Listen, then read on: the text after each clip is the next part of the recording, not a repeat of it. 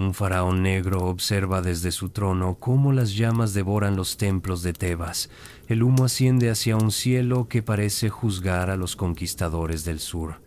Estamos en el año 725 a.C. y el mundo antiguo acaba de cambiar para siempre.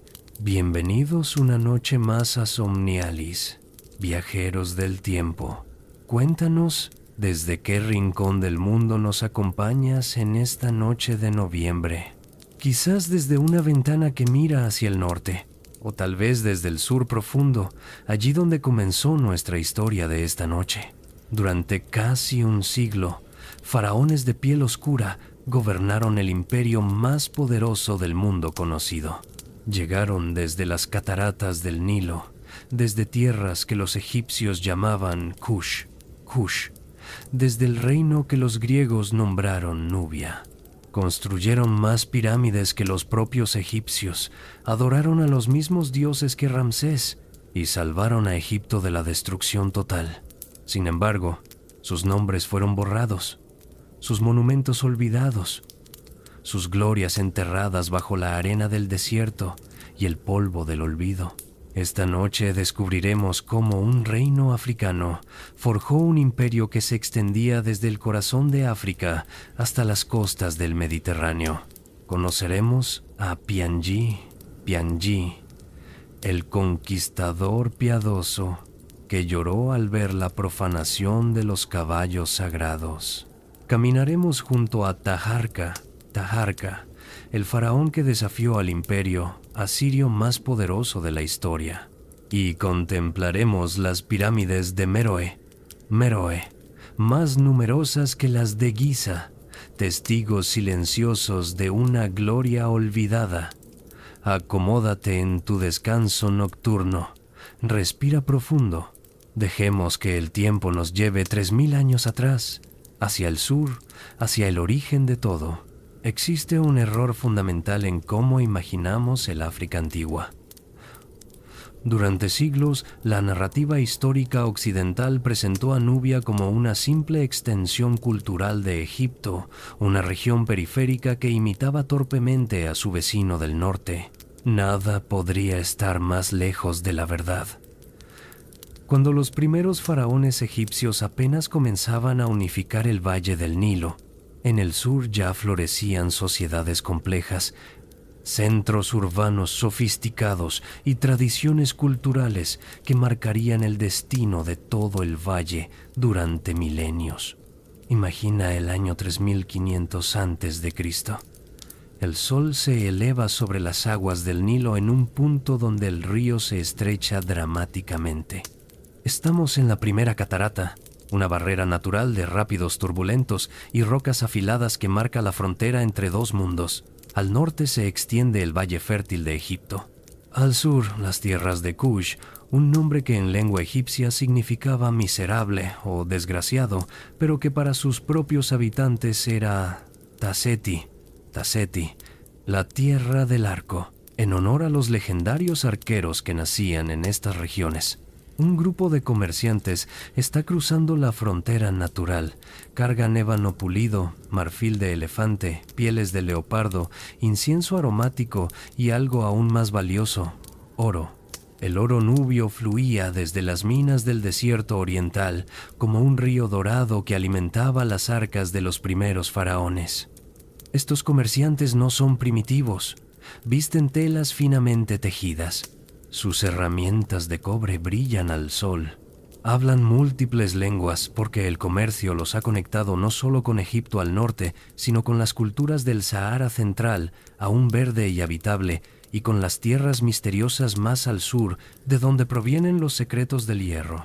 Las excavaciones arqueológicas en Kerma, la antigua capital de Kush, han revelado una civilización sorprendentemente avanzada que alcanzó su apogeo entre los años 2500 y 1500 a.C. Los arqueólogos suizos que trabajaron en el sitio durante décadas descubrieron estructuras monumentales conocidas como defufas, enormes construcciones de adobe que servían como templos y centros administrativos. La defufa occidental de Kerma alcanza casi 20 metros de altura y representa una de las estructuras de adobe más grandes jamás construidas en el mundo antiguo. Pero lo más revelador son las tumbas. En el cementerio real de Kerma se encontraron entierros que rivalizan en complejidad con los de los faraones egipcios de la misma época. Un rey de Kush no viajaba solo al más allá. Lo acompañaban cientos de personas, sirvientes, guardias, artesanos, músicos. Algunos investigadores sugieren que estos individuos eran sacrificados para servir a su Señor en la eternidad, una práctica que habla tanto del poder absoluto de estos monarcas como de las creencias religiosas profundamente arraigadas en la continuidad de la vida después de la muerte. Transportémonos ahora al año 1700 a.C. En el Palacio Real de Kerma, un anciano consejero está explicando a un joven príncipe la delicada situación política que enfrenta el reino. «Los egipcios nos llaman bárbaros», dice el anciano, mientras señala hacia el norte, «pero dependen de nuestro oro para construir sus templos, de nuestros soldados para guarnecer sus fortalezas, de nuestras maderas preciosas para construir sus barcos sagrados. Somos el espejo en el que Egipto no se atreve a mirarse, porque revelaría que su grandeza descansa sobre nuestros hombros». El príncipe escucha atentamente. Ha sido educado en las tradiciones de Kush, pero también conoce las costumbres egipcias. Muchos nobles nubios son bilingües, se casan con egipcias, adoptan dioses del panteón del norte. Esta permeabilidad cultural no es debilidad, sino estrategia. Los kushitas entienden que el poder no solo se mide en soldados y fortalezas, sino en la capacidad de moverse fluidamente entre mundos, de ser camaleones culturales que pueden negociar, comerciar y, cuando es necesario, conquistar. Durante el Reino Medio egipcio, aproximadamente entre los años 2050 y 1700 a.C., los faraones construyeron una serie de fortalezas masivas en Nubia. Estas estructuras, como las de Bugen y Semna, eran verdaderas maravillas de la ingeniería militar. Murallas dobles, fosos, torres de vigilancia, sistemas de comunicación por señales. Los egipcios las presentaban como demostración de su dominio sobre las tierras del sur, pero las inscripciones cuentan otra historia. Un texto en la fortaleza de Semna, establecido por el faraón Senusret III, revela una paranoia profunda. Frontera sur establecida en el año 8. Ningún negro podrá cruzarla navegando río abajo o por tierra, excepto aquellos que vengan a comerciar o con un mensaje oficial. Serán bien tratados, pero sus barcos no podrán pasar esta frontera bajo ninguna circunstancia. ¿Por qué un imperio tan poderoso necesitaba ser tan específico, tan defensivo? Porque Kush no era un territorio conquistado dócilmente. Era una amenaza constante, un poder paralelo que podía, en cualquier momento, volverse hacia el norte y reclamar lo que consideraba suyo. Y así ocurrió. Cuando Egipto entró en el caos del segundo período intermedio, aproximadamente en el año 1650 a.C., los reyes de Kerma vieron su oportunidad. Avanzaron hacia el norte, no como bárbaros saqueadores, sino como herederos legítimos, reclamando un trono que siempre había estado vinculado al sur. Ocuparon territorios hasta la primera catarata, establecieron alianzas con los gobernantes locales egipcios, adoptaron plenamente los títulos faraónicos. Por un breve pero significativo período, parecía que el futuro de Egipto sería negro, que el poder se había desplazado permanentemente hacia el sur. Pero la historia es circular, no lineal. El faraón egipcio Ahmose, fundador del Reino Nuevo, lanzó una contraofensiva brutal. En el año 1550 a.C., las tropas egipcias arrasaron Kerma. Los palacios fueron quemados, los templos profanados. La ciudad fue abandonada. Parecía el fin de la historia kushita. Sin embargo, en el desierto y las montañas al sur de la Cuarta Catarata, los príncipes de Kush estaban reorganizándose. No habían sido destruidos, solo forzados a retroceder, a replantear su estrategia. Durante los siguientes 400 años, adoptarían la cultura egipcia más profundamente que nunca, no por debilidad, sino por astucia. Se convertirían en más egipcios que los propios egipcios, en guardianes celosos de tradiciones que en el norte se iban corrompiendo, diluyendo con influencias extranjeras. En el año 1100 a.C., mientras Egipto enfrentaba invasiones de los pueblos del mar y el colapso de la Edad de Bronce en el sur, en la ciudad de Napata, bajo la sombra sagrada de la montaña Jebel Barkal, los sacerdotes del dios Amón estaban preparando el regreso de Kush, no como conquistadores bárbaros, sino como salvadores, como los únicos herederos legítimos de la gloria faraónica. La montaña Jebel Barkal se eleva 144 metros sobre el desierto, una formación rocosa que desde ciertos ángulos parece una cobra sagrada, el Uraeus, que adorna la corona de los faraones. Los antiguos creían que Amón mismo habitaba en esta montaña, que era el hogar meridional del dios más poderoso del panteón egipcio. Aquí, los futuros conquistadores de Egipto recibían la legitimación divina. Aquí, aprendían que no estaban robando un trono, sino recuperándolo. Un sacerdote camina por los pasillos del templo de Amón en Napata. Es el año 800 a.C.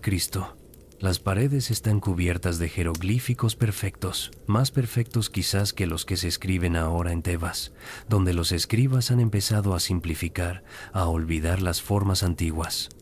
«Somos los guardianes de Maat», murmura el sacerdote, refiriéndose al concepto egipcio de orden, verdad y justicia cósmica.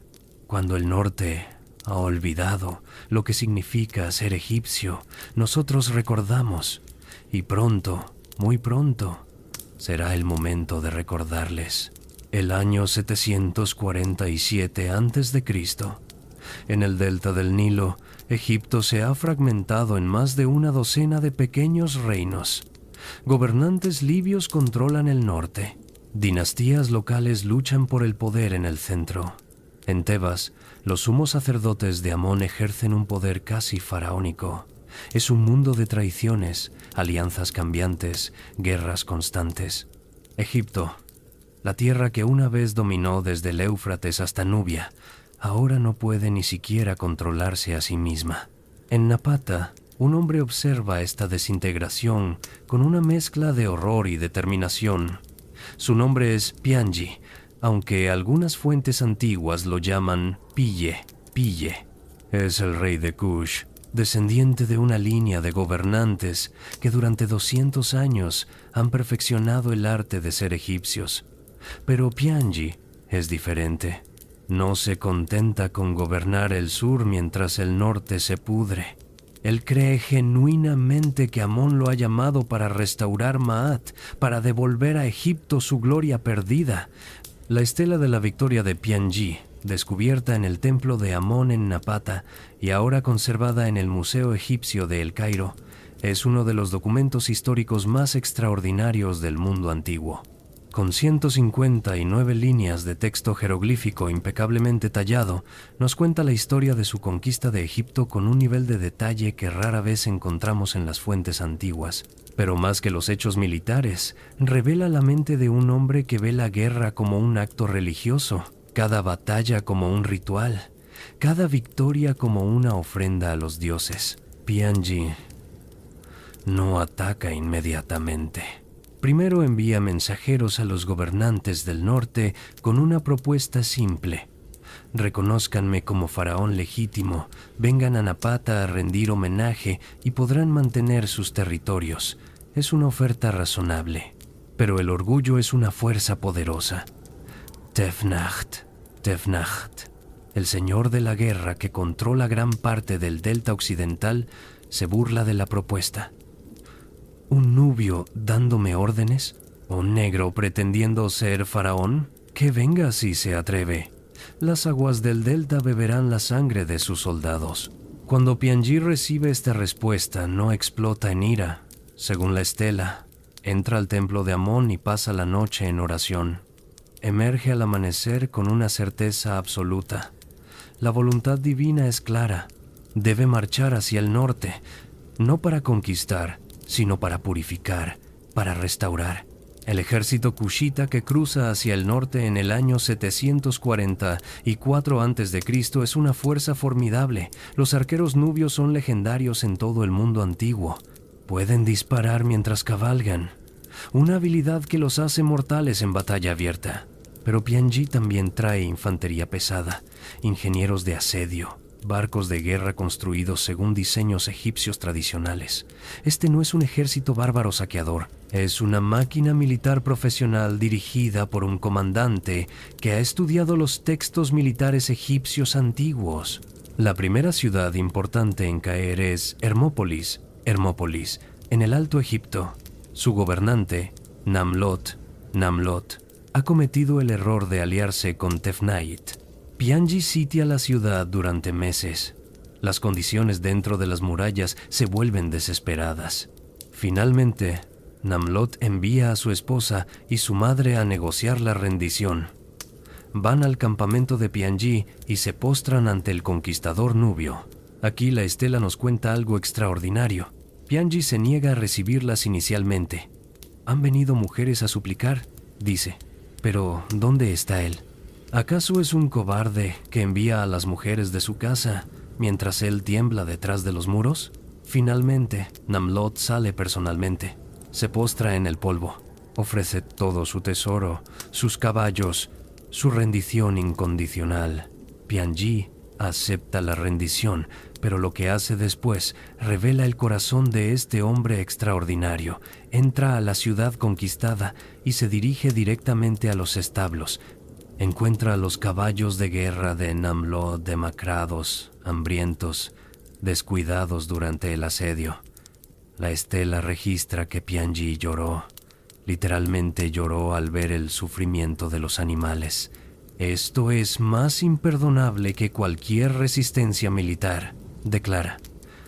Estos nobles animales, regalos de los dioses, han sido maltratados. Por esto juro por Amón que tu nombre será recordado en vergüenza. Este momento, aparentemente trivial, nos dice todo sobre Pianji. Él no es simplemente un conquistador. Es un hombre profundamente religioso que cree que cada ser vivo es sagrado, que la crueldad hacia los animales es una ofensa cósmica. Para él, gobernar es un acto sagrado que requiere piedad, no solo poder. Continúa su marcha hacia el norte. Ciudad tras ciudad se rinde. Algunos gobernantes vienen voluntariamente, trayendo regalos, jurando lealtad. Otros resisten y son aplastados. Pero incluso en victoria, Pianji es meticuloso sobre los rituales. Cada vez que entra a una ciudad, primero va al templo local. Se purifica ritualmente. Hace ofrendas a los dioses locales. Solo entonces acepta el homenaje de los gobernantes locales. En Menfis, la antigua capital, enfrenta su mayor desafío. La ciudad está fuertemente fortificada. Tefnacht ha reforzado las guarniciones. Los muros son altos, gruesos, diseñados para resistir asedios prolongados.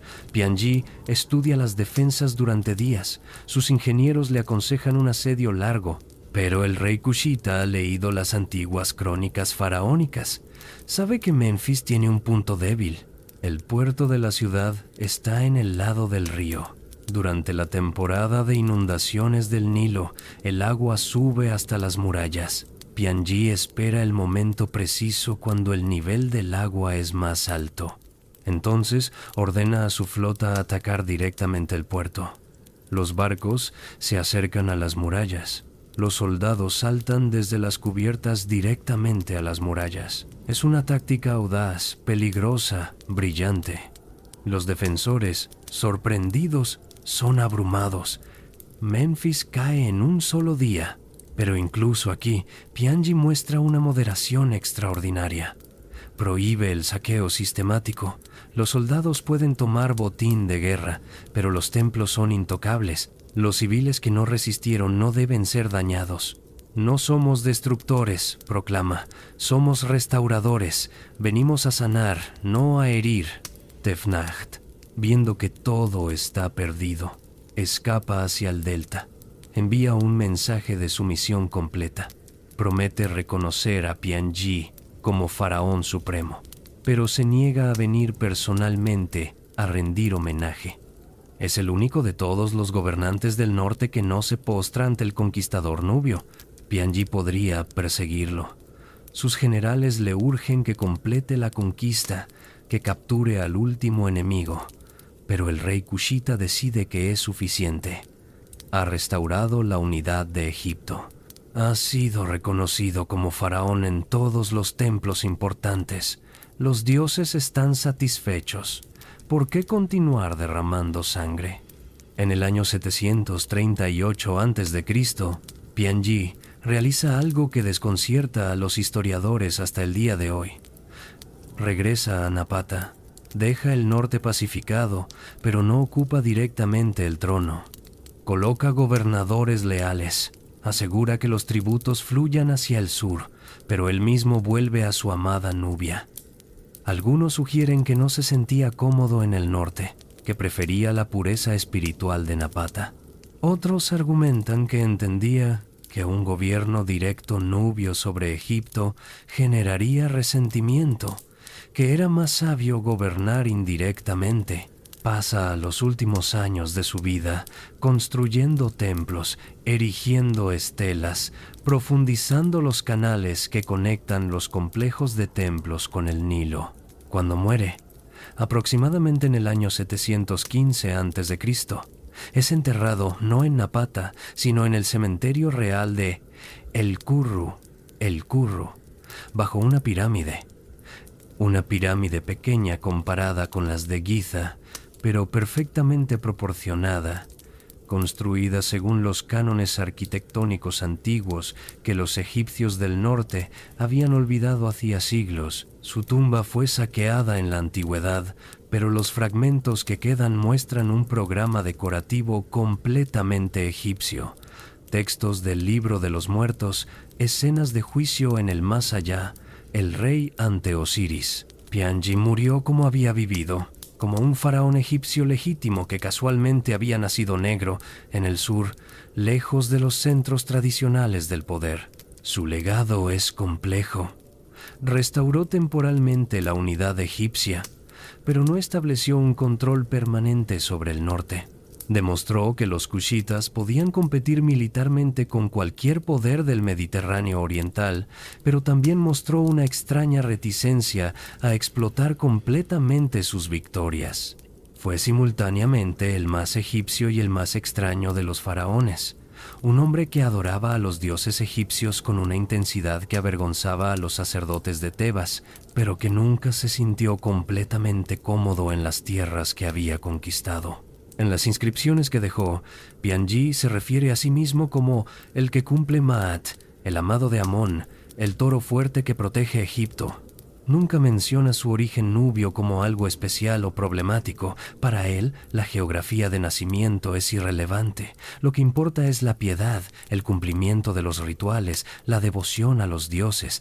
En esto, fue más faraón que muchos de los gobernantes de piel clara que habían ocupado el trono antes y después de él.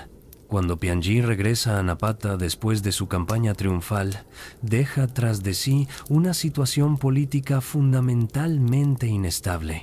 Ha demostrado que los kushitas pueden conquistar Egipto, pero no ha resuelto la pregunta más importante: ¿pueden gobernarlo?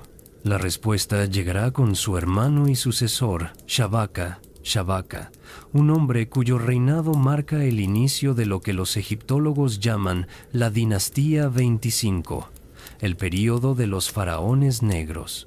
Imagina el año 717 a.C. En Sais, una ciudad del delta occidental, Baken Ranef, el hijo de Tefnait, se ha proclamado faraón. Es un hombre astuto, cultivado, respetado por los sacerdotes egipcios tradicionales. Ha consolidado el control sobre el Bajo Egipto y ahora desafía abiertamente la autoridad kushita. Desde su perspectiva, Pianji fue un conquistador temporal, un episodio cerrado. Egipto debe volver a ser gobernado por egipcios. Shabaka ve las cosas de manera diferente. A diferencia de su hermano, no tiene ninguna ambivalencia sobre gobernar directamente desde el norte. En el año 712 a.C., marcha sobre Egipto con un ejército aún más grande que el de Pianji. Esta vez no hay negociación, no hay ofertas de sumisión. Bacon Ranef es capturado después de una breve campaña militar. Según Manetón, el historiador egipcio que escribió siglos después, Shabaka ordena que Bacon Ranef sea quemado vivo. Los historiadores modernos debaten la veracidad de este relato. Quemar vivo no era un método de ejecución típicamente egipcio. Podría ser propaganda posterior, una forma de demonizar a los faraones kushitas. Pero también podría ser cierto, un mensaje brutal enviado a cualquiera que se atreviera a desafiar la autoridad de los nuevos amos de Egipto. Esta vez, la conquista es permanente. Shabaka no se contenta con gobernar desde lejos. Establece su capital en Memphis, en el corazón de Egipto. Es un movimiento simbólicamente poderoso. Memphis había sido la capital del reino antiguo, el lugar desde donde faraones como Keops y Kefren habían gobernado cuando las pirámides de Giza eran nuevas. Al instalarse allí, Shabaka se conecta con la más profunda antigüedad egipcia. Se presenta como heredero de una tradición que se extiende 1500 años hacia el pasado. Y toma muy en serio ese papel de heredero. Uno de los actos más extraordinarios de su reinado es la creación de lo que los egiptólogos llaman la piedra de Shabaka, ahora conservada en el British Museum de Londres. Se trata de una losa de granito negro de 1,37 m por 1,66 m, cubierta de jeroglíficos. Según la inscripción del propio Shabaka, este texto fue copiado de un papiro antiquísimo que había encontrado, devorado por gusanos, en el archivo del templo de Ptah, en Memphis. El texto es un tratado teológico sobre la creación del mundo, atribuido al dios Ptah. Describe cómo el universo fue creado mediante el pensamiento y la palabra divina, un concepto filosóficamente sofisticado que algunos estudiosos han comparado con el logos griego. El hecho de que Shabaka considerara tan importante preservar este texto antiguo que ordenó tallarlo en piedra indestructible nos dice mucho sobre su proyecto cultural. No está imponiendo una cultura kushita sobre Egipto. Está rescatando, preservando y revitalizando la cultura egipcia tradicional que los propios egipcios han descuidado. Construye y restaura templos por todo Egipto. En Karnak, el vasto complejo de templos en Tebas, añade estructuras y estatuas. En Esna, en el Alto Egipto, restaura un templo antiguo. En cada uno de estos proyectos, sigue meticulosamente los cánones arquitectónicos tradicionales. Sus artesanos tallan jeroglíficos en el estilo clásico del Reino Nuevo, evitando las simplificaciones y corrupciones que habían comenzado a aparecer en el arte egipcio del tercer período intermedio. Es fascinante observar las representaciones artísticas de Shabaka. En las estatuas y relieves se le muestra con rasgos claramente africanos, labios gruesos, nariz ancha, piel oscura, indicada en pinturas mediante tonos profundos de marrón y negro. No hay ningún intento de egipcianizar su apariencia física. Sin embargo, su vestimenta, sus coronas, sus poses son absolutamente egipcias. Lleva la doble corona del Alto y Bajo Egipto, porta el cayado y el látigo, símbolos tradicionales de autoridad faraónica. Está acompañado por los dioses egipcios clásicos, Horus, Isis, Osiris, Amón. Esta combinación de africanidad física y egipcianidad cultural desconcierta a algunos observadores modernos que asumen que la asimilación cultural requiere el abandono de la identidad étnica. Pero los antiguos entendían las cosas de manera diferente. Para ellos, Ser faraón no era una cuestión de raza o etnicidad, sino de función religiosa y política. El faraón era el intermediario entre los dioses y la humanidad. Cualquiera que pudiera cumplir esa función ritualmente, que fuera aceptado por los sacerdotes, que pudiera realizar los festivales y ceremonias correctamente, era un faraón legítimo. Y en esto, Shabaka era impecable. Las crónicas de su reinado, aunque fragmentarias, no registran ninguna revuelta religiosa, ninguna resistencia sacerdotal significativa. Los templos más conservadores de Egipto, guardianes celosos de la tradición, lo aceptaron completamente.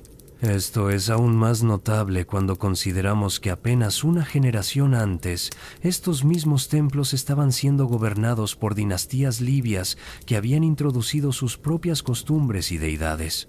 En el ámbito de la política exterior, Shabaka enfrenta nuevos desafíos. El equilibrio de poder en el cercano oriente está cambiando dramáticamente. Asiria, el imperio más militarizado del mundo antiguo, se está expandiendo agresivamente hacia el oeste. Ya ha conquistado el reino de Israel. El reino de Judá paga tributo. Las ciudades-estado fenicias están bajo presión constante. Y Egipto, rico, prestigioso pero militarmente debilitado, es el siguiente objetivo obvio. Los reyes de las ciudades-estado de Levante, comienzan a mirar hacia Egipto buscando ayuda. Envían embajadores a Memphis suplicando apoyo militar contra los asirios. Es una situación delicada. Shabaka sabe que su ejército, aunque formidable, no puede enfrentarse directamente al ejército asirio en campo abierto.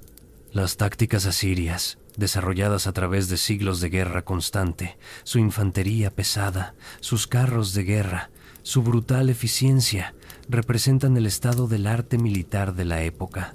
Pero tampoco puede permitir que Asiria se acerque demasiado a las fronteras de Egipto. Así que juega un juego cuidadoso de diplomacia, enviando ayuda limitada a los estados levantinos, suficiente para mantenerlos en la lucha, pero no tanto como para provocar una respuesta asiria masiva. Es una estrategia de contención, no de confrontación directa.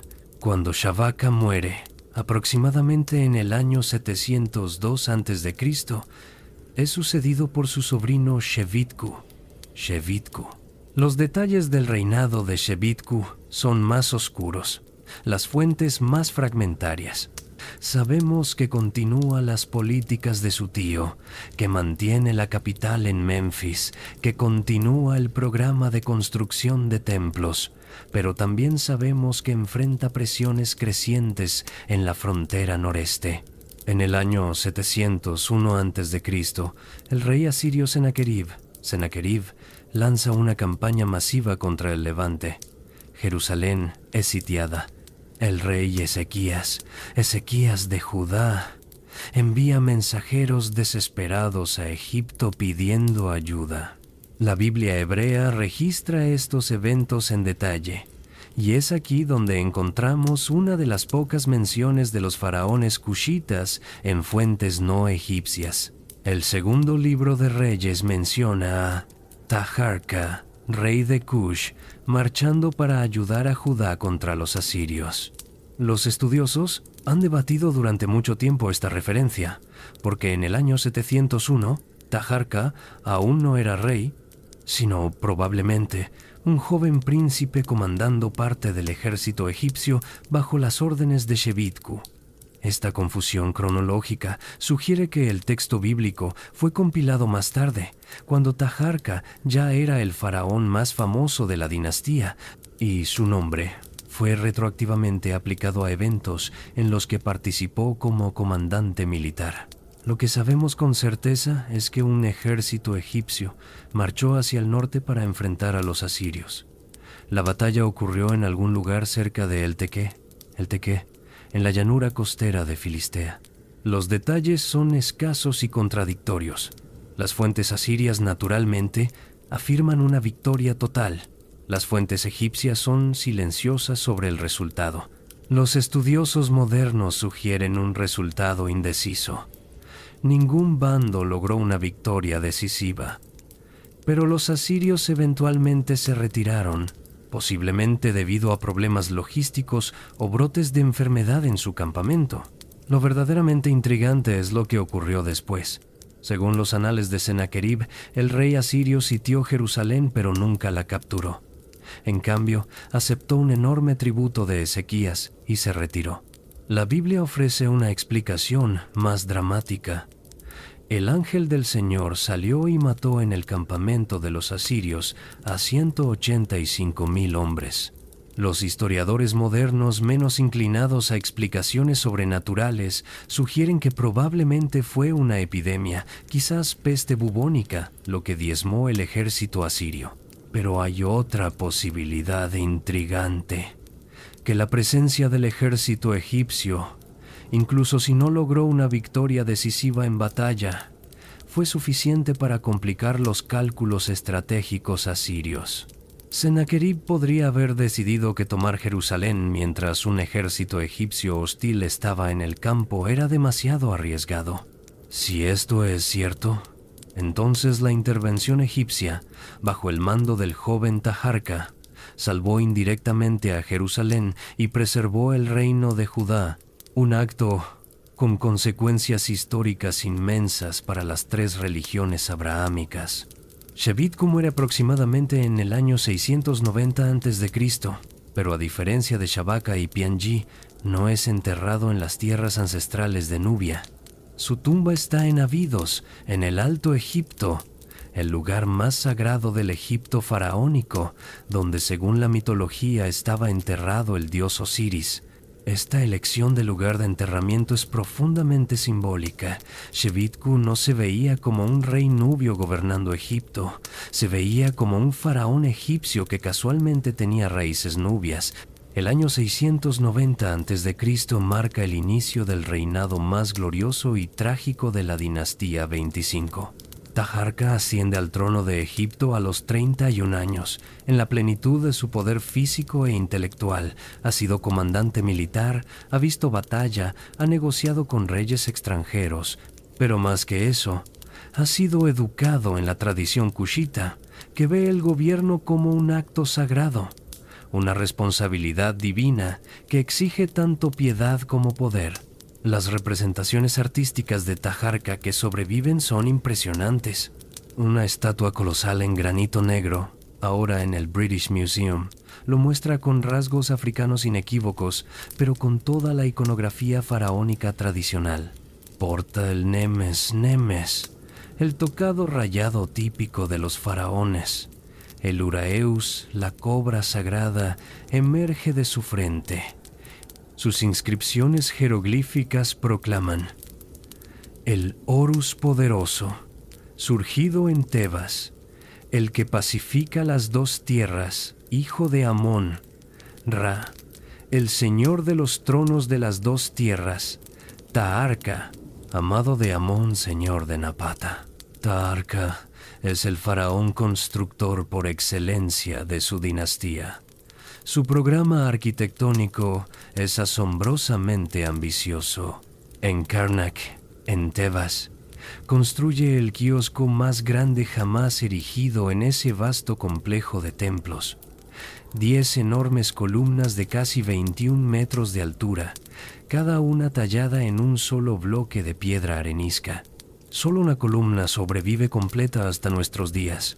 Pero incluso esa única estructura transmite la escala monumental de su visión.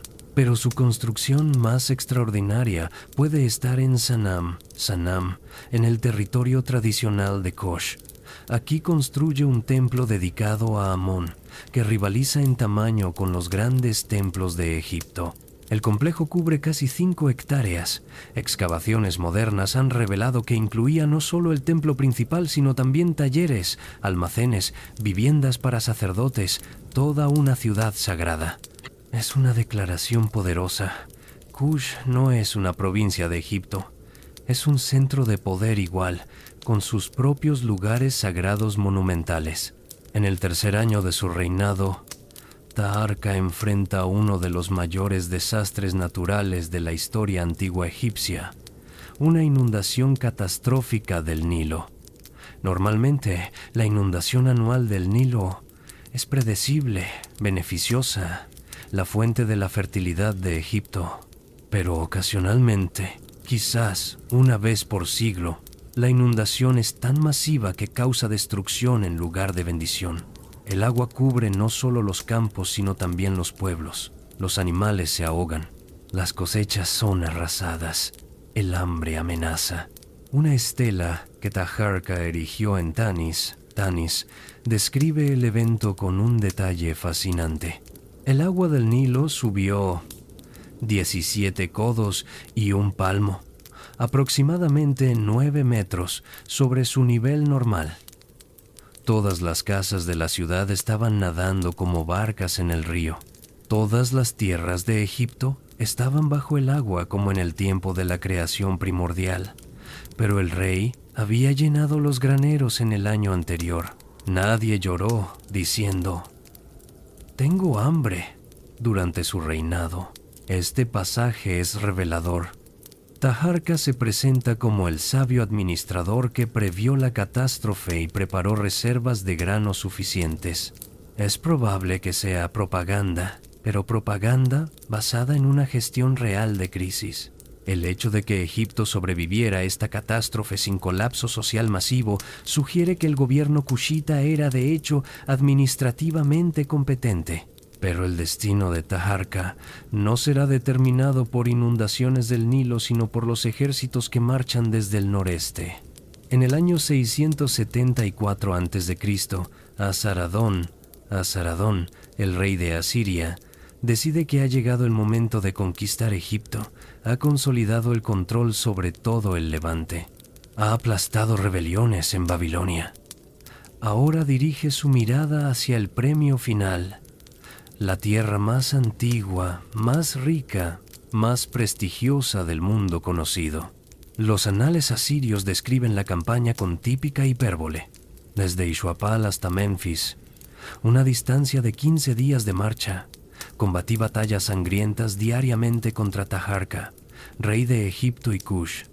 5 veces lo herí con puntas de flecha. Sitié a Memphis, su capital, la destruí. La arrasé, la quemé con fuego. La realidad fue probablemente menos dramática, pero igualmente devastadora.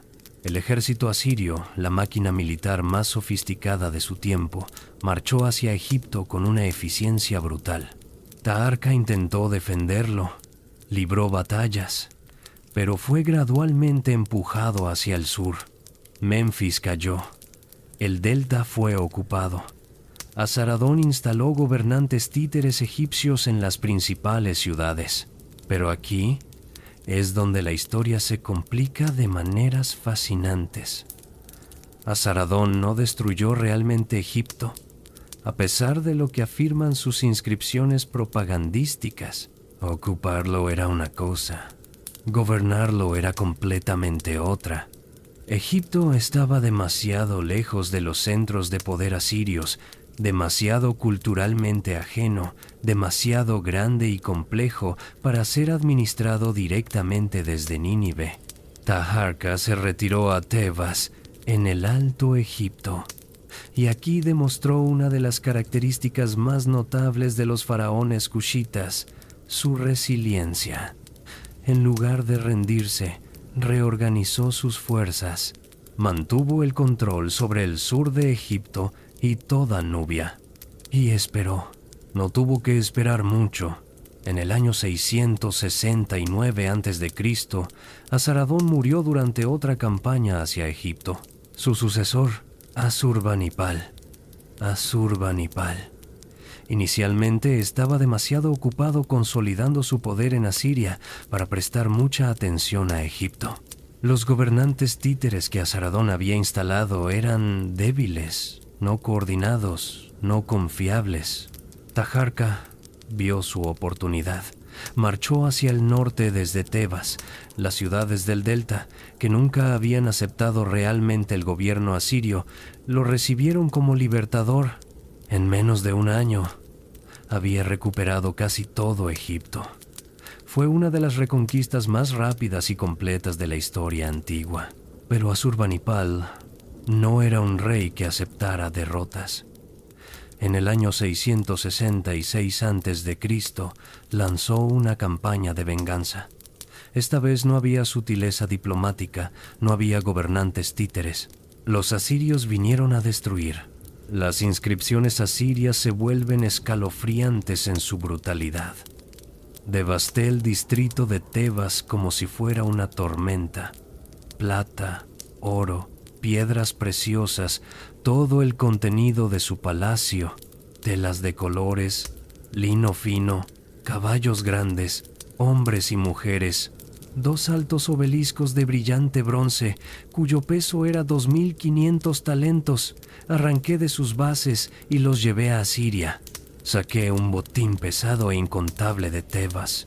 Hice que Egipto y Kush sintieran mi poder y demostraran mi fuerza. El saqueo de Tebas en el año 660 y 3 a.C. fue uno de los desastres culturales más grandes del mundo antiguo.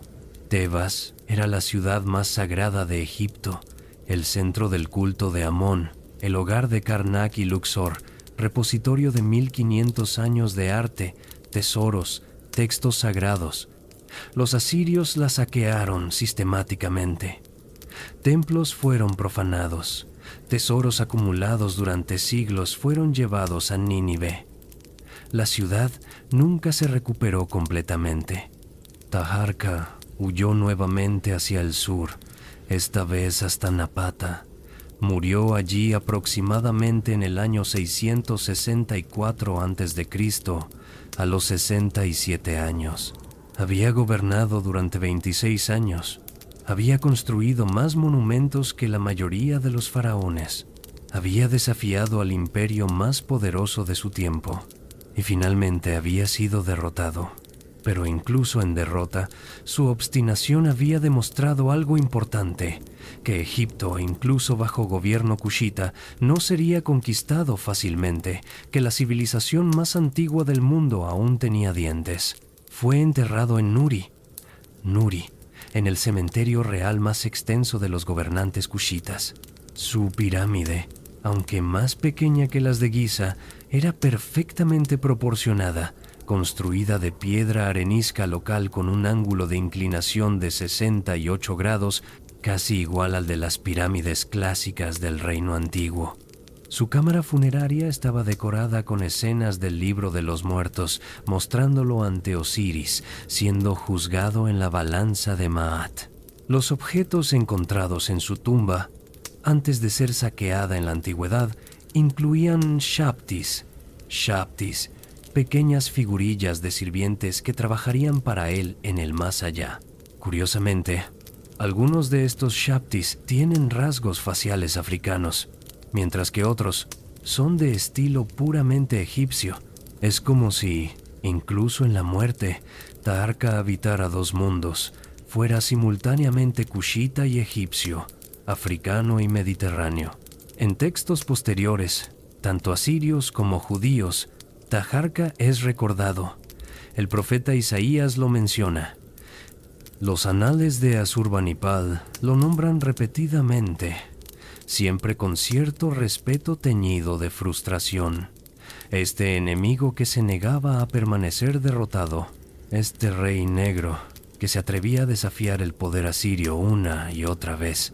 Para los kushitas posteriores, Taharka se convirtió en el modelo del faraón ideal, guerrero y sacerdote, constructor y protector, el hombre que nunca cedió aunque el mundo entero pareciera estar contra él. Las estelas que erigió, los templos que construyó, las inscripciones que dejó, todas hablan de un hombre profundamente consciente de su lugar en la historia, determinado a ser recordado, a dejar una marca indeleble en el mundo. Y lo logró. 30 siglos después de su muerte, su nombre aún resuena. Su rostro aún nos mira desde estatuas en museos. Sus palabras aún pueden ser leídas en muros de templos. Taharka, el niño nacido en Nubia que se convirtió en faraón de Egipto, que desafió imperios y construyó pirámides, que perdió y reconquistó y perdió nuevamente, pero que nunca se rindió. Cuando Taharka muere en Napata en el año 664 a.C., deja un reino dividido, un Egipto ocupado por enemigos, un legado glorioso pero ensangrentado. Su sucesor es Tantamani, probablemente su sobrino, un hombre joven que hereda una situación imposible. Los asirios controlan el norte de Egipto, el sur está devastado por décadas de guerra. Los recursos están agotados. Los aliados tradicionales han sido comprados o intimidados por Asiria. Pero Tantamani, como sus predecesores, es un hombre de fe y determinación. En una estela conocida como la Estela del Sueño, encontrada en Napata, Tantamani registra una visión que tuvo antes de su coronación. Soñó que vio 2 serpientes, una a su derecha y otra a su izquierda. Cuando despertó, consultó a los sacerdotes sobre el significado del sueño. Le dijeron que las 2 serpientes representaban el Alto y el Bajo Egipto, y que el sueño era una profecía divina. Amón le había prometido el dominio sobre todo Egipto. Armado con esta certeza religiosa, Tantamani hace lo que cualquier observador racional consideraría locura: invade Egipto nuevamente. En el año 663 a.C., marcha hacia el norte con un ejército cushita y, sorprendentemente, tiene éxito inicial. Las ciudades del Alto Egipto lo reciben. Memphis se rinde sin mucha resistencia. Los gobernantes títeres instalados por los asirios huyen o se someten. Por un breve momento, parece que la historia se repite, que los cushitas han reconquistado Egipto una vez más. Pero esta vez, Asurbanipal no espera. Su respuesta es inmediata y brutal. En el año 663 a.C., el mismo año de la reconquista de Tantamani, un ejército asirio masivo marcha hacia Egipto.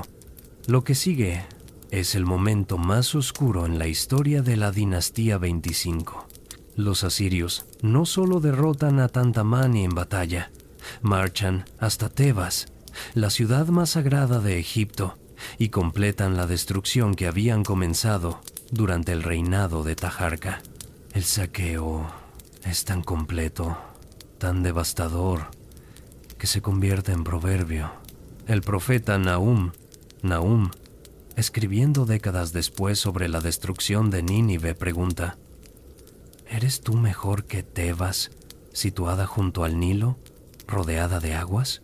Sin embargo, fue llevada cautiva, fue al exilio.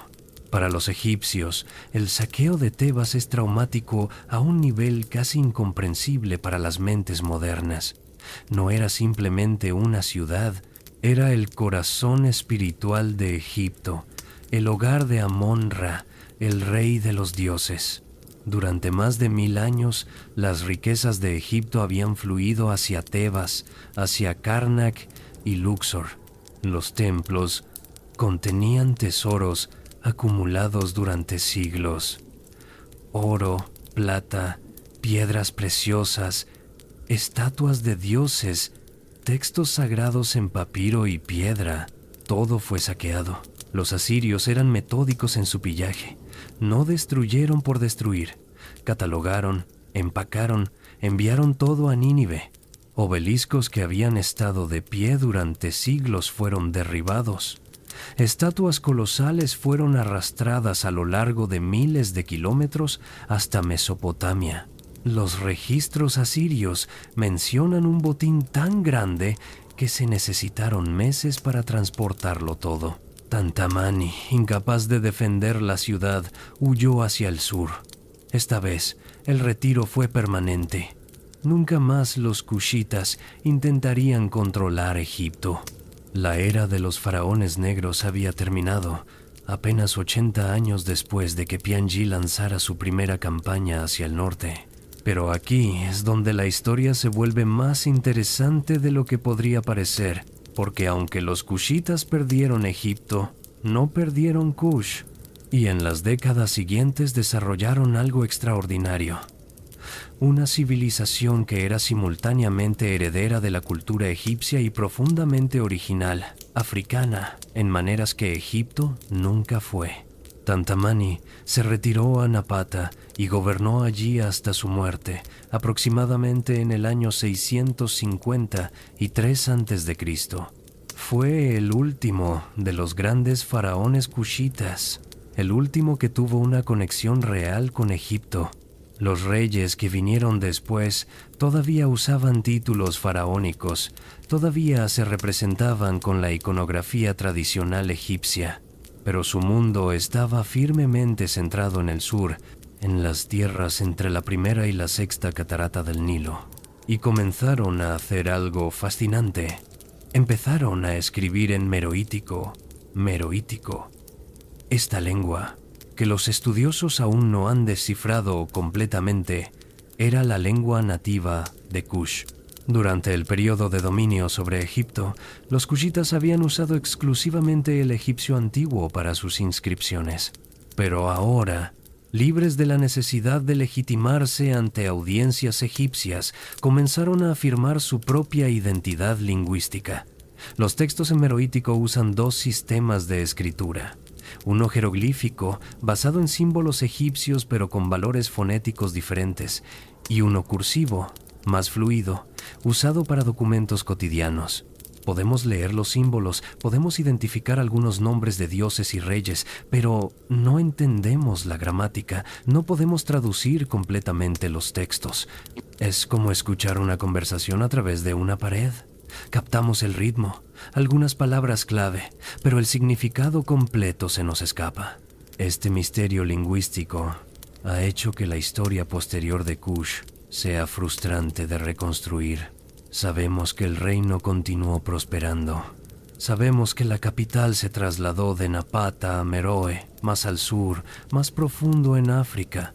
Sabemos que construyeron cientos de pirámides más, que desarrollaron tecnología de fundición de hierro muy avanzada, que comerciaban con el mundo mediterráneo y con África subsahariana. Pero los detalles de su política interna, sus guerras, sus dinastías, permanecen oscuros. En Egipto, mientras tanto, la situación era caótica. Los asirios no podían gobernar directamente un territorio tan distante. Eventualmente, un gobernante egipcio local de la ciudad de Sais, Psamético I, logró reunificar Egipto bajo su control. Fundó lo que los egiptólogos llaman la dinastía 26, el período saíta. Era egipcio étnico, hablaba egipcio como lengua materna, adoraba a los dioses egipcios tradicionales. Pero aquí está lo irónico. La cultura que Psamético promovió era profundamente arcaizante, obsesivamente tradicionalista. Miraba hacia atrás, hacia el reino antiguo y el reino medio, hacia las épocas doradas de la civilización egipcia. Los artistas copiaban escrupulosamente estilos de estatuas y relieves de 1500 años atrás. Los escribas estudiaban textos antiguos y los reproducían con precisión casi religiosa. En otras palabras, los faraones saítas egipcios étnicos estaban haciendo exactamente lo que los faraones cushitas habían hecho: presentarse como restauradores de la tradición antigua, como conservadores de Maat frente al cambio y la decadencia. La diferencia era que cuando los cushitas lo hicieron, los historiadores posteriores lo vieron como imitación. Cuando los egipcios étnicos lo hicieron, se llamó renacimiento. Esta doble vara revela mucho sobre los prejuicios que han coloreado la historia de Kush. Durante mucho tiempo, los estudiosos occidentales asumieron que cualquier civilización africana que mostrara sofisticación debía haberla obtenido de fuentes no africanas. Kush era sofisticado, usaba escritura jeroglífica, construía pirámides, adoraba a Amón. Por lo tanto, debía ser simplemente una copia de Egipto, sin valor o interés intrínseco. Solo en las últimas décadas, gracias al trabajo de arqueólogos sudaneses y de equipos internacionales más conscientes culturalmente, ha surgido una imagen más matizada. Sí, Kush fue profundamente influido por Egipto, pero también influyó a Egipto. La relación no era unidireccional. Durante el período de la dinastía 25, ideas, estilos artísticos, prácticas religiosas fluían en ambas direcciones a lo largo del Nilo. Más importante aún, Kush desarrolló características únicas que no tienen paralelo en Egipto. Las reinas madre, por ejemplo, jugaban un papel político mucho más importante en Kush que en Egipto. Varias Candaces, como se llamaban las reinas kushitas, gobernaron como regentes o incluso como monarcas independientes. Esto era casi inconcebible en la tradición egipcia, donde las mujeres faraón, como Hatshepsut, eran extraordinarias excepciones. La metalurgia del hierro en Meroe alcanzó niveles de sofisticación que superaban lo que se hacía en Egipto contemporáneo. Los arqueólogos han encontrado evidencia de producción industrial de hierro a gran escala, con hornos que operaban las 24 horas, produciendo herramientas, armas, objetos de comercio. Algunos estudiosos han llamado a Meroe el Birmingham de África antigua, una comparación tal vez exagerada, pero que señala hacia una especialización industrial real. ¿Y las pirámides? Las pirámides de Kush. Mientras que Egipto construyó aproximadamente 120 pirámides a lo largo de 3.000 años de historia faraónica, Kush construyó más de 230 en apenas 1.000 años. Cierto, son más pequeñas que las grandes pirámides de Giza, pero son más numerosas, más densamente agrupadas y en su propia manera igualmente impresionantes. Visitar los campos de pirámides de Meroe hoy es entrar en un paisaje surreal. Docenas de pirámides de piedra arenisca se elevan del desierto, sus ángulos agudos 68 a 70 grados más empinados que las pirámides egipcias, creando siluetas dramáticas contra el cielo. Muchas tienen capillas funerarias adjuntas con relieves que muestran a los reyes y reinas difuntos siendo recibidos por los dioses. Los estilos mezclan elementos egipcios con innovaciones locales, dioses con cabezas de león distintivamente africanas, reinas con atuendos que no se ven en el arte egipcio, escenas de vida cotidiana kushita. Estas pirámides representan la respuesta de Kush a la pérdida de Egipto. No pudieron seguir siendo faraones de las dos tierras, pero podían ser algo quizás más duradero. Los herederos espirituales de la tradición faraónica, preservándola, desarrollándola, transformándola en algo nuevo en el corazón de África. La luz de la tarde baña las pirámides de Meroe en tonos dorados. Estamos en el año 350 después de Cristo. El reino de Kush ha caído finalmente, conquistado por el reino de Aksum, desde las tierras altas de Etiopía.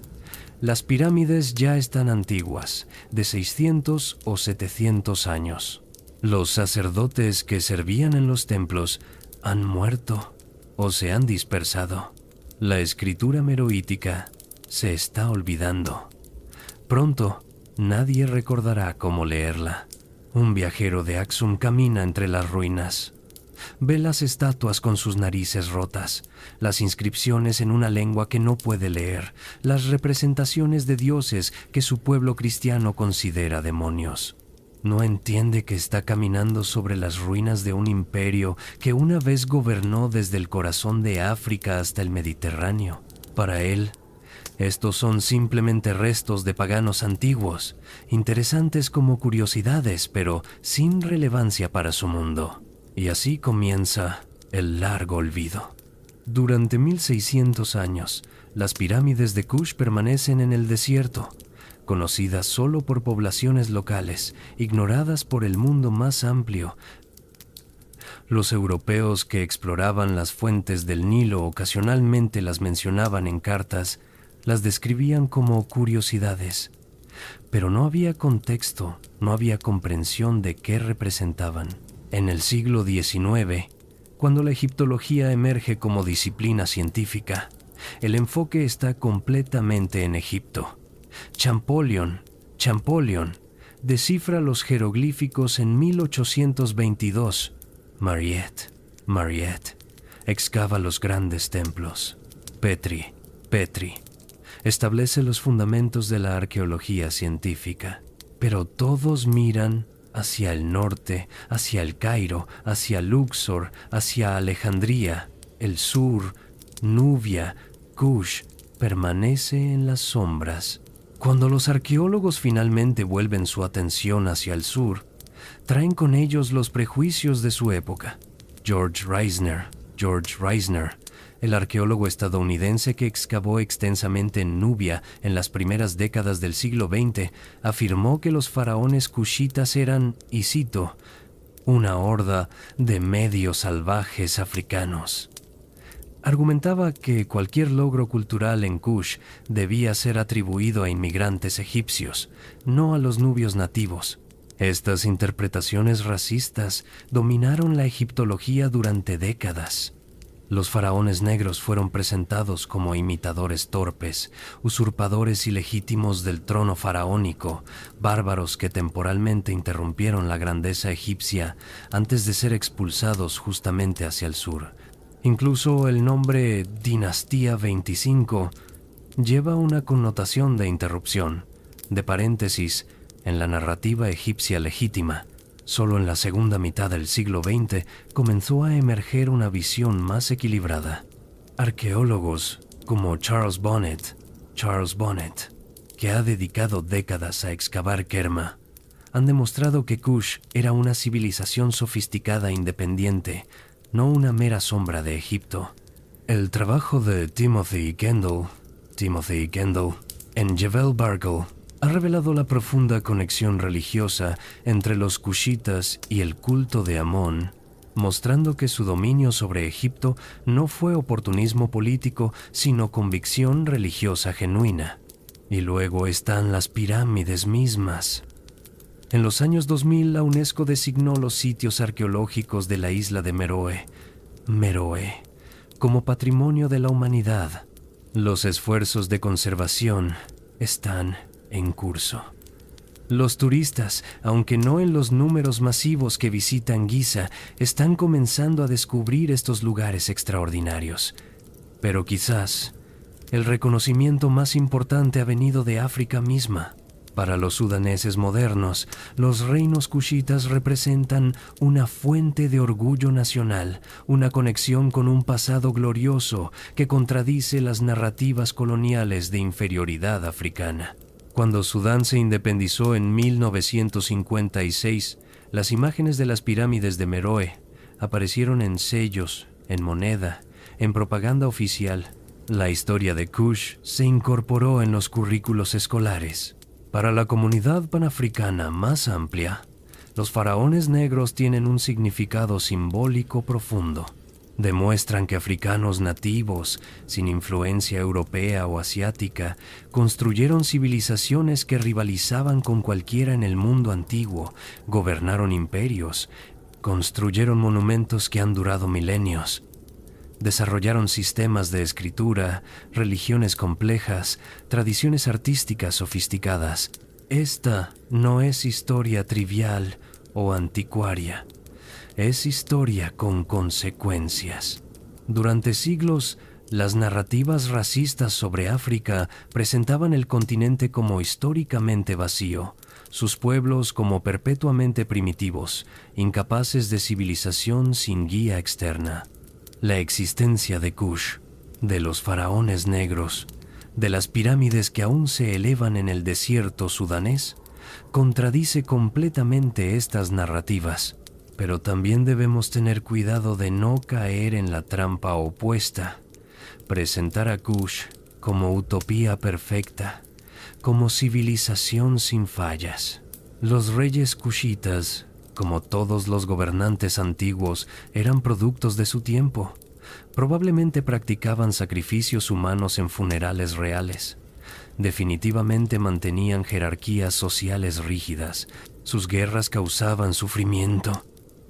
Sus construcciones monumentales requerían trabajo forzado masivo. Lo que hace que Kush sea fascinante no es la perfección moral, que no existía en ninguna sociedad antigua, sino la complejidad histórica. Eran simultáneamente conquistadores y conservadores, guerreros y sacerdotes, africanos y egipcios, innovadores y tradicionalistas. Habitaban múltiples identidades sin aparente contradicción interna, y su legado continúa de maneras a veces inesperadas. La iconografía del faraón negro ha sido adoptada por movimientos afrocentristas, a veces de maneras históricamente cuestionables. Algunas interpretaciones afirman que los antiguos egipcios eran todos negros, que la civilización egipcia era esencialmente africana subsahariana. Los académicos serios rechazan estas afirmaciones. El Egipto antiguo era étnicamente diverso, especialmente en periodos posteriores. Los egipcios se representaban a sí mismos de manera diferente a como representaban a los nubios, sugiriendo que reconocían diferencias étnicas. Pero el impulso detrás de estas interpretaciones es comprensible. Durante demasiado tiempo, la contribución africana a la civilización humana fue minimizada o ignorada. El péndulo ahora se balancea en la dirección opuesta, a veces yendo demasiado lejos, pero señalando hacia verdades importantes que fueron suprimidas. La arqueología moderna en Sudán continúa revelando sorpresas. En el año 2003, un equipo excavando cerca de Meró descubrió una estatua colosal de un faraón cushita de más de 7 metros de altura que había estado enterrada durante 2 milenios. En 2015, excavaciones en Sedenga, revelaron más de 35 pequeñas pirámides densamente agrupadas, sugiriendo que la tradición de construcción de pirámides se extendió más allá de la élite real. Cada descubrimiento reescribe ligeramente nuestra comprensión. Cada inscripción descifrada, cada tumba excavada añade matices a la imagen. Y con cada adición, Kush emerge más claramente no como nota al pie de la historia egipcia, sino como civilización significativa por derecho propio. Imagina por un momento una historia alternativa. Imagina si Taharka hubiera derrotado a los asirios, si los faraones cushitas hubieran mantenido el control sobre Egipto. ¿Cómo habría sido diferente la historia mundial? ¿Habría Egipto resistido mejor a las conquistas posteriores persas, griegas, romanas? ¿Habría la cultura egipcia evolucionado de manera diferente, fusionándose más profundamente con tradiciones africanas del sur? Nunca lo sabremos. La historia no tiene forma subjuntiva, pero la pregunta misma es valiosa porque nos obliga a reconocer la contingencia histórica, el hecho de que los resultados que conocemos no eran inevitables, que pequeños cambios podrían haber producido trayectorias dramáticamente diferentes. Lo que sí sabemos es esto. Durante casi un siglo, desde aproximadamente 744 hasta 656 a.C., faraones negros gobernaron el imperio más antiguo del mundo, construyeron templos, defendieron fronteras, preservaron tradiciones, y cuando fueron finalmente expulsados de Egipto, no desaparecieron en la oscuridad, sino que continuaron construyendo su propia civilización extraordinaria en el corazón de África. Sus pirámides aún se alzan, sus nombres aún pueden ser leídos en muros de templos, sus rostros aún nos miran desde estatuas en museos, Piangi, que lloró por los caballos maltratados, Shabaka, que preservó textos teológicos antiguos en piedra indestructible, Taharka, que desafió imperios y nunca se rindió, Tantamani, que soñó con serpientes y reconquistó Egipto por última vez. No fueron perfectos, ningún gobernante antiguo lo fue, pero fueron reales, complejos, profundamente humanos.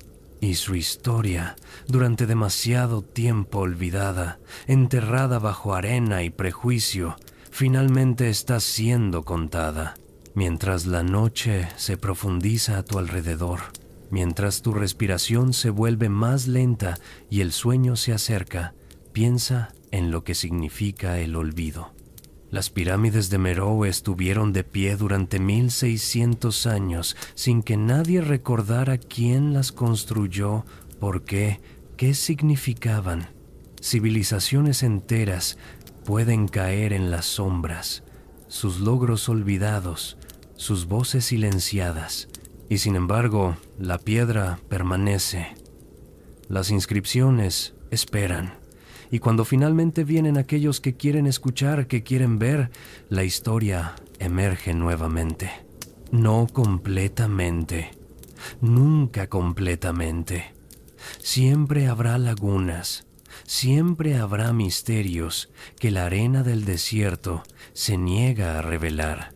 Pero lo suficiente emerge para recordarnos que la historia humana es más vasta, más compleja, más maravillosamente diversa de lo que cualquier narrativa única puede contener. Los faraones negros nos enseñan que las identidades son fluidas, que podemos ser múltiples cosas simultáneamente sin contradicción. Eran africanos que gobernaban según tradiciones egipcias. Eran guerreros que lloraban por animales maltratados. Eran conquistadores que se veían como restauradores. Eran innovadores que se presentaban como tradicionalistas. En nuestra época de identidades rígidas, de fronteras culturales fuertemente vigiladas, de ansiedades sobre pureza y autenticidad, quizás podemos aprender de la fluidez kushita, de su capacidad de moverse entre mundos, de tomar lo que era útil de otras culturas mientras mantenían algo esencialmente propio. Y ahora, viajero nocturno, queremos escuchar tu voz. ¿Qué otras historias olvidadas merecen ser contadas? ¿Qué civilizaciones, qué reyes y reinas, qué momentos de gloria humana han sido borrados del registro, esperando que alguien desempolve sus historias? Déjanos un comentario. Cuéntanos qué te ha sorprendido esta noche. ¿Qué aspecto de la historia de Kush resonó más profundamente contigo? Y sobre todo, cuéntanos qué historias quieres que exploremos juntos en próximas noches. Si esta travesía nocturna por el tiempo te ha acompañado hacia el descanso, si has encontrado belleza en estas historias antiguas, considera unirte a nuestra comunidad de soñadores históricos.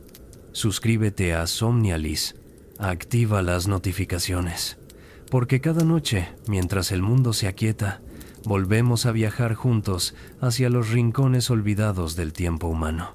No hacemos esto solos, eres parte de este viaje. Tu escucha da vida a estas voces antiguas, tu curiosidad mantiene vivas estas historias. Juntos, somos guardianes de memorias que se negaron a morir, cronistas de glorias que se negaron a ser olvidadas. Y ahora, mientras tu cabeza descansa en la almohada, mientras tus ojos se cierran y el sueño te reclama, imagina por última vez las pirámides de Meroe. El sol se ha puesto sobre el desierto sudanés. Las estrellas emergen.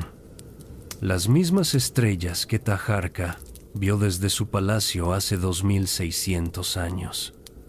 Las mismas estrellas que brillaban sobre Piangi mientras entraba victorioso a Memphis. Las mismas estrellas eternas que conectan tu noche con todas las noches que alguna vez fueron. Las pirámides están en silencio ahora, pero en ese silencio hay dignidad, hay persistencia, hay un testamento de piedra que dice: estuvimos aquí, importamos, construimos cosas que duraron milenios. Y tú también, viajero nocturno, tú también eres parte de esta vasta historia humana. Tus sueños esta noche se conectarán con sueños soñados en palacios nubios, en templos de Karnak, en barcos navegando el Nilo hacia conquistas y gloria. Duerme bien, sueña profundo. Y recuerda que cada despertar es una reconquista. Cada nuevo día una oportunidad de construir algo que dure, de dejar tu propia marca en la piedra del tiempo. Hasta la próxima noche, desde Somnialis, te deseamos paz, descanso y sueños que cruzan milenios. Buenas noches.